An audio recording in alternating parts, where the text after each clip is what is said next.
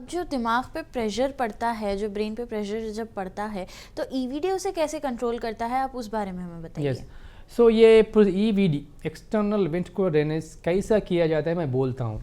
ये क्या, कौन सा प्रोसीजर है?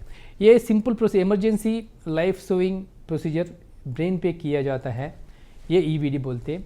ये कैसा किया जाता है बोले तो, इधर स्कल के ऊपर छोटा होल करके, ये छोटा होल करके एक वो वेंट्रिकुलर क्या तरफ बोल के रहता, वो पाइप जैसा रहता, वो होल से नेविगेट करके अंदर वेंट्रिकल में फिक्स करते। वो वेंट्रिकल में फिक्स, वेंट्रिकल में CSF है, वो वेंट्रिकल्स में वाटर बैग है ना, प्रेशर ज़्यादा है।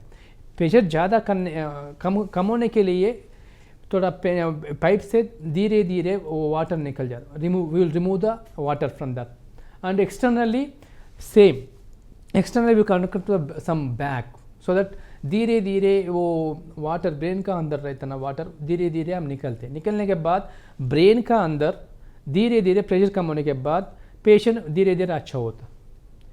नहीं तो ये अच्छा होने के बाद पेशेंट हो कोमा पे आए तो धीरे धीरे होश में आता।